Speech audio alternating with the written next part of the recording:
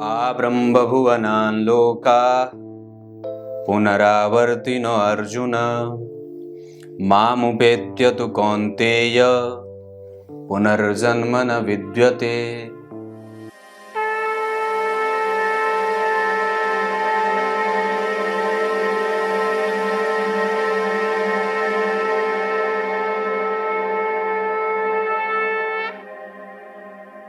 दर्शकों नमस्कार, एक बार फिर से उपस्थित हूं आप सबके सामने सोमवार के कार्यक्रम में।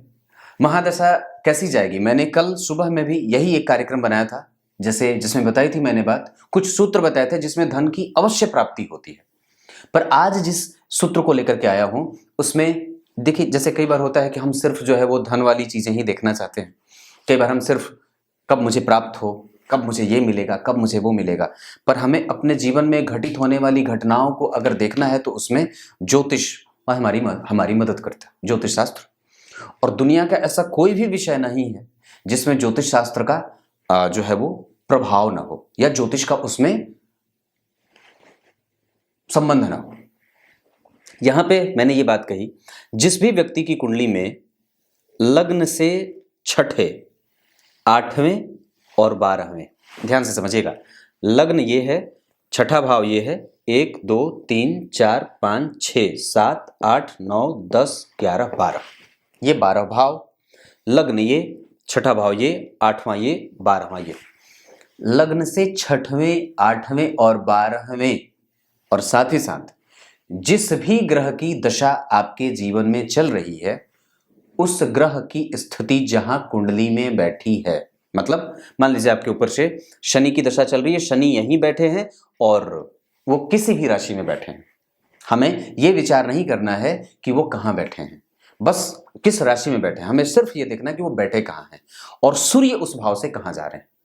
तो अगर मान लीजिए आपके ऊपर से जिस भी ग्रह की दशा चली है उससे अगर छठवें, 8वें और 12वें अगर सूर्य बैठे हों, एकमात्र ग्रह सूर्य की बात है ये, अगर सूर्य बैठे हों तो उस दशा काल के अधिपति की दशा में जब सूर्य की ये स्थिति बन जाती है तो धन की हानि होती है, सर के दर्द की समस्या बढ़ती है, स्वास्थ्य कमजोर होता है, अचानक धन की हानि होती है, एकाएक खर्च बढ़ जाता है, चाहेंगे कुछ और होगा कुछ और, सोचेंगे कुछ और बनेगी कुछ और, बात बिगड़ जाती है, दुश्मन बन जाते हैं और विपरीत परिस्थिति का निर्माण ज्यादा होने लगता है। तो जब कभी भी ये स्थिति बने, अब आपको सिर्फ देखना क्या है कि आपके ऊपर से किसकी दशा चल रही है और वो ग्रह बैठा कहां है कुंडली में। जहां वो बैठे हैं वहां से 6 घर आगे गिन लीजिए, वहां जहां सूर्य बैठे हों तब आपको निश्चित रूप से सूर्य की उपासना करनी होगी। जहां वो ग्रह जो महादशा में है वो जहां बैठा है वहां से 8वें घर में अगर सूर्य गिनने पर आते हो, गिनना कैसे है, यहां से अगर जो ग्रह आपकी कुंडली में महादशा में है वो यहां बैठा तो यहीं से गिनना होगा, 1 2 3 4 5 6, ये नहीं कि यहां से गिनेंगे, यहां से ही गिनेंगे।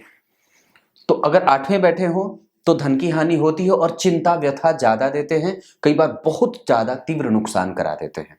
12वें बैठते हैं तो व्यय ज्यादा करवाते हैं और साथ ही साथ कई प्रकार की व्ययात्मक स्थितियां बन जाती हैं। करना क्या होगा, सूर्य की स्थिति जब ऐसी बन रही हो तो व्यक्ति को पीले पुष्प की माला रविवार को सूर्य को अर्पित करना चाहिए। साथ ही साथ तांबे का नाग अगर हो सके तो शिव जी के मंदिर में जाकर के अर्पित कर देना चाहिए। अगर इससे भी बन पड़े तो रविवार को नमक ना खाइए, रविवार को मीठा दान किया करिए, शहद वगैरह दान कर दीजिए, शिव जी के ऊपर जाकर के अर्पित कर दीजिए। उसके बाद अगर ना हो सके तो सूर्य को घी का दीपक दिखा दीजिए। अगर ये ना हो सके तो आदित्य हृदय स्तोत्र का पाठ अगर पढ़ना जानते हो तो उसे पढ़ लीजिए या किसी ब्राह्मण के मुख से बैठ करके बिठा करके सुन लीजिए और उसे कुछ द्रव्य दक्षिणा आदि दे दीजिए। अगर ये भी ना बन पड़े तो स्वयं भी अगर आदित्य हृदय स्तोत्र का पाठ अनुष्ठानिक 11 बार कर लेते हैं रविवार को दीपक जला करके संकल्प पूर्वक, तो ये दोष खत्म हो जाता है, नष्ट हो जाता है। अगर ये भी ना बन पड़े तो सूर्य का वैदिक मंत्र होता है या ओम आदित्याय नमः, इसका भी अगर कम से कम 10 मिनट, 15 मिनट, 20 मिनट, आधा घंटा या घड़ी के टाइम से या 3 माला, 5 माला, 10 माला, 11 माला जप कर लेते हैं तो भी ये समस्या खत्म हो जाती है। ये आरंभ में ही कर लेना चाहिए, या अगर कुछ वक्त हो जाए तो रविवार के रविवार इसे लगातार निरंतर करते रहने से आत्मबल भी बढ़ता है, विपरीत परिस्थिति का निर्माण भी नहीं होता है, और साथ ही साथ आप कभी भी अपने आप को कमजोर भी महसूस नहीं करते हैं। बस एक छोटा सा कार्यक्रम था, सोचा आपको बता दूं। अब आइए आपको कार्यक्रम के आरंभ में बोले गए गीता जी के श्लोक का अर्थ बता देता हूं। गीता जी के 8वें अध्याय के 16वें श्लोक में भगवान ने बात कही है। क्या कही है? ब्रह्मलोक तक जो भी पहुंचता है मृत्यु के बाद वो पुनरावर्ती होता है, मतलब वो उसका पुनर्जन्म होता रहता है। और ये जो मृत्यु लोक है और इस पे जो प्राणी वास करते हैं या जो मनुष्य का जन्म होता है जिस व्यक्ति का, ये देवताओं से भी ज्यादा श्रेष्ठ होता है। और जो लोग ब्रह्मलोक तक जन्म लेने के बाद अपने कृत्य के आधार पर ब्रह्मलोक की प्राप्ति करते हैं, उनका फिर से जैसे ही उनका पुण्य क्षय होता है वो वापस पृथ्वी पर फिर से पुण्य का अर्जन करने के लिए आते हैं। लेकिन वैकुंठ लोक की प्राप्ति जिसको हो जाती है वो वापस इस धरा पे नहीं आता है, मोक्ष की परम गति को प्राप्त करता है। भगवान ने यहाँ पे यही बात कही है कि वैकुंठ लोक में जो आ जाते हैं, जो मेरे साक्षात मेरे लोक में आ जाते हैं, उनके जीवन में जन्म मरण के चक्र से वो मुक्त हो चुके होते हैं। तो हमारा काम कुछ ऐसा ही होना चाहिए। उसके लिए तो बड़ी मेहनत और मशक्कत की बात होती है। उसके लिए परमात्मा की शरणागति को कभी छोड़ना ही नहीं पड़ता है, एक पल के लिए भी आपको भूलना नहीं पड़ता है, और हमेशा ही उसका याद और उसका एहसास अपने दिल में और हृदय में बनाना पड़ता है। सब कुछ त्यागना पड़ता है, प्रहलाद की तरह। ये बात है, समझ गए होंगे आप लोग, बहुत समझदार जो हैं। तब तक के लिए बहुत बहुत नमस्कार।